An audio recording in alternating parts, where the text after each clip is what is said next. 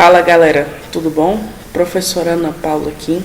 Nós vamos estudar nesta aula 2 de filosofia, o método dialético, para nós entendermos o que é, de onde vem, de quem vem e qual a sua importância.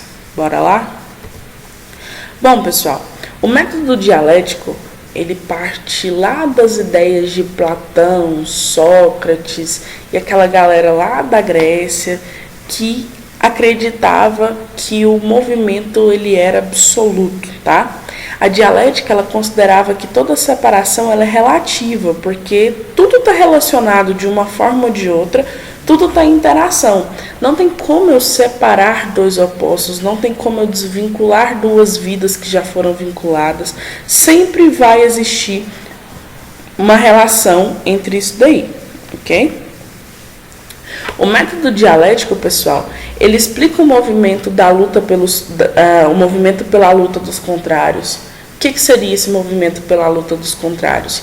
Que duas ideias que elas são opostas, elas vão se enfrentar, vai haver debate. O debate de um lado, ele pode acrescer nas ideias que são contrárias, como pode também repelir mais isso daí, tá? Uma coisa que a gente tem que pensar é que não tem como isolar os contrários, ok? Não tem como, por exemplo, trazendo para um cenário político, existir esquerda se não existir direita. Não existe essa posição, ok? Não tem como também, pessoal, existir algo que eu possa chamar de positivo se eu não tiver um negativo, ok? O método dialético, pessoal, ele também não considera o que é sistematicamente incompatível, tá? Esses contrários, eles não são sistematicamente incompatíveis. Significa que eles têm ideias contrárias, não significa que se soltar duas pessoas na rua, elas vão se matar automaticamente, ok? Todo movimento, pessoal, toda mudança, toda transformação, eles são explicáveis pela luta dos contrários. Como assim? Se você tem uma determinada regra e você é obrigado a seguir aquela regra e você percebe que ao longo do tempo aquela regra mudou, significa que alguém teve um pensamento contrário àquilo e lutou pela perspectiva de adaptar aquela regra, aquela lei ou qualquer coisa do tipo para trazer benefícios em prol daquilo que essa pessoa acredita, ok? Um dos pensadores que contribuiu demais para o método dialético e que, sem dúvida, usou mais ainda foi esse cidadão aqui, ó, Karl Marx. Karl Marx traz essa frase aqui, ó, pessoal, que ela é muito interessante. Todo ser orgânico, a cada instante, é e não é o mesmo. A cada instante, assimila matérias estranhas e elimina outras. Em cada instante, aparecem células de seu corpo e outras se constituem. No fim de um pouco tempo, mais ou menos longo, a substância desse corpo foi totalmente renovada. Foi substituída por outros átomos de matéria.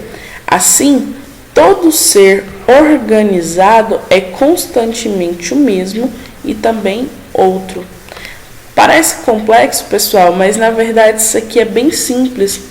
Quando você toma banho e se seca com a toalha, você está retirando resquícios de célula morta. Significa que o seu corpo está trocando aquelas células de pele, tá? Quando você perde sangue, por exemplo, mas o seu corpo novamente já vai lá e repõe todo esse sangue que você perdeu, também é uma forma de mudança, ok? Se você parar para pensar, você ainda é o mesmo indivíduo, mas há 3 anos atrás você tinha características diferentes.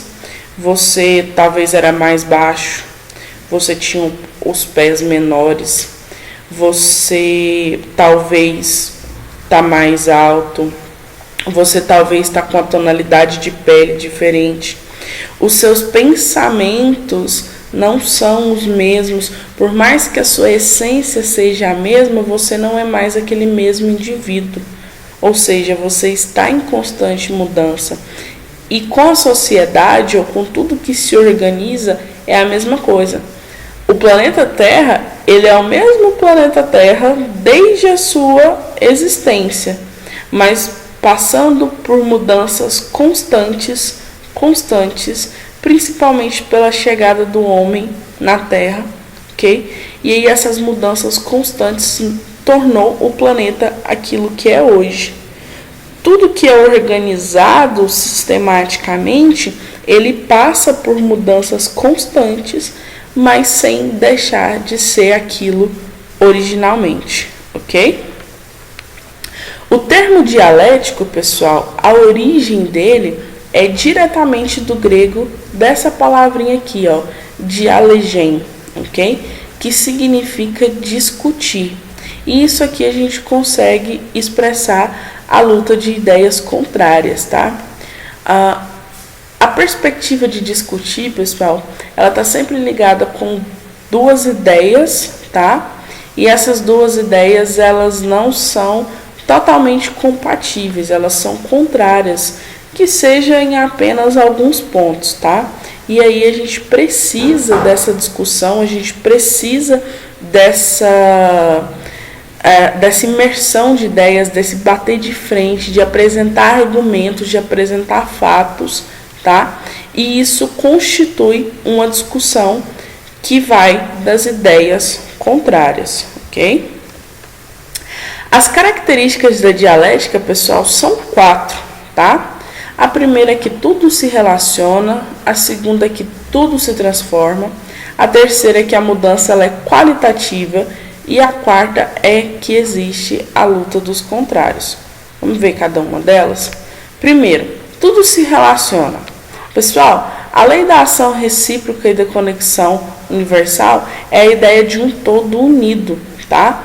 Tudo que você fizer tem consequência e não necessariamente só na sua vida.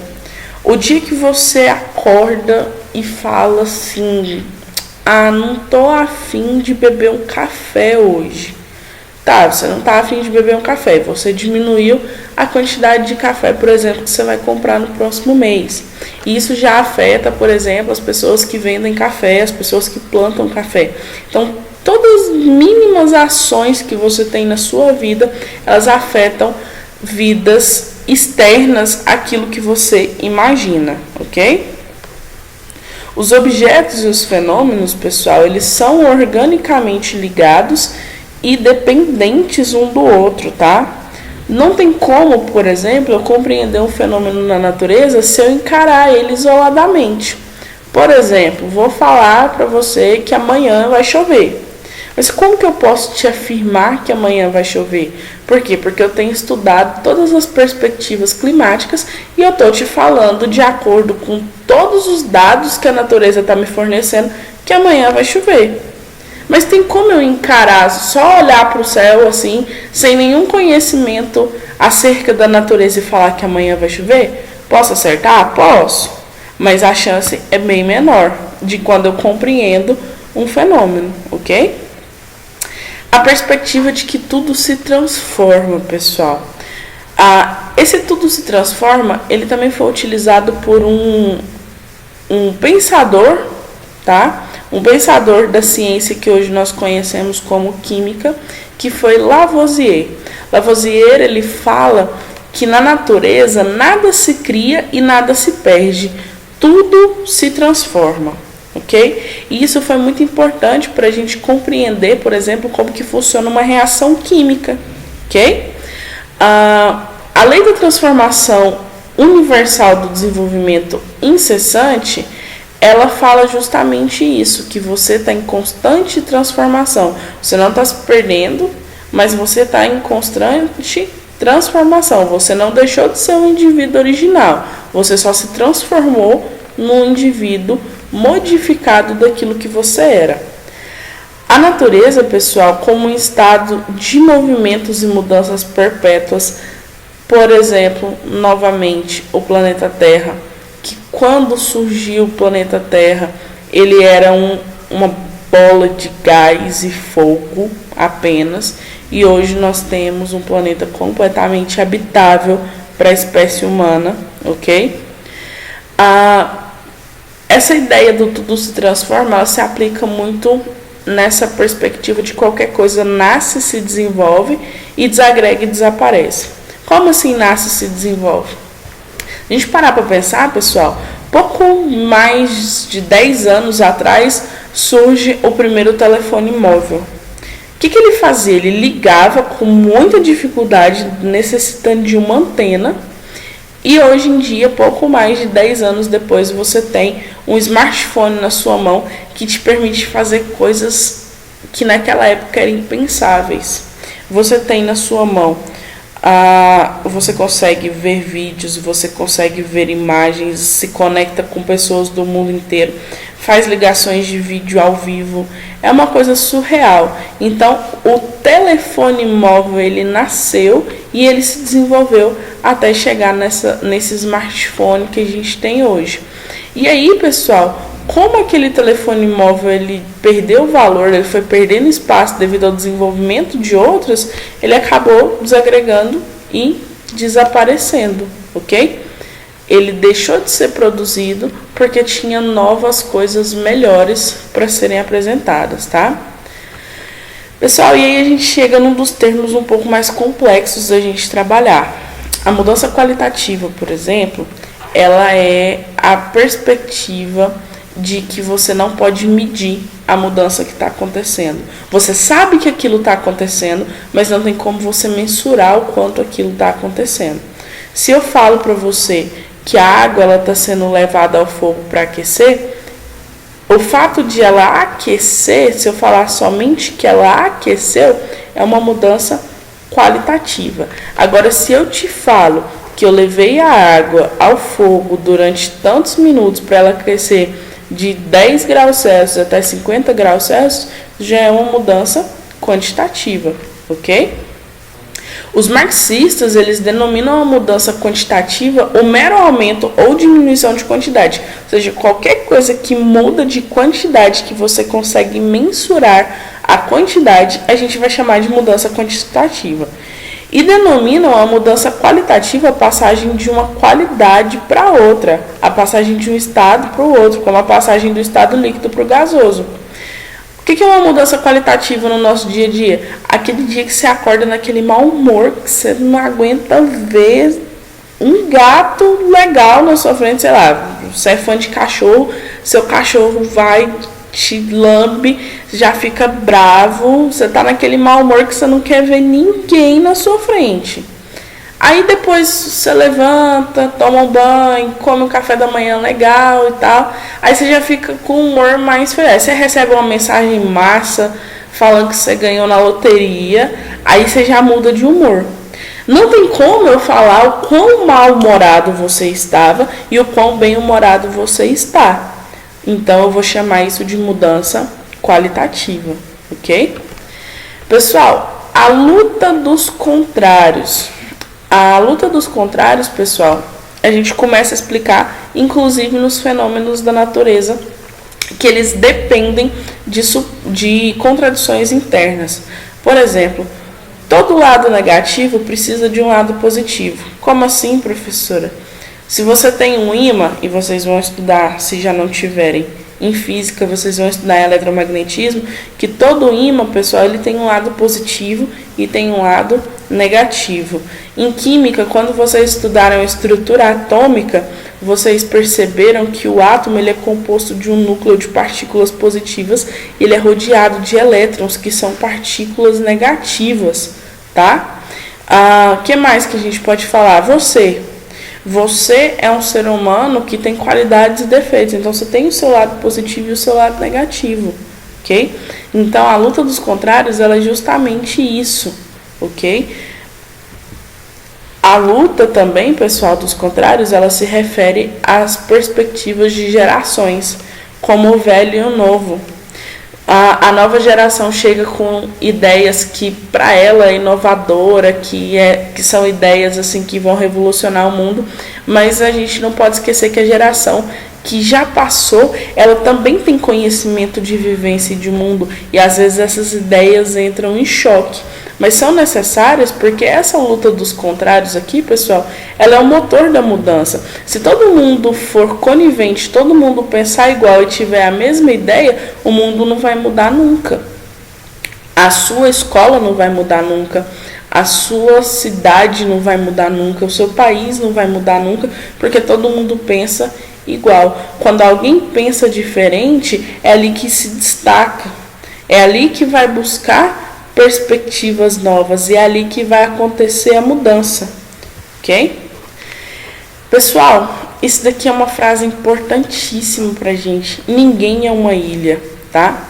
A civilização, pessoal, ela nos obriga a relacionar uns com os outros. Mesmo que você more sozinho e isolado, você ainda está convivendo em sociedade. Porque alguém construiu a sua casa, alguém plantou o alimento que você comprou no supermercado, alguém está te empregando.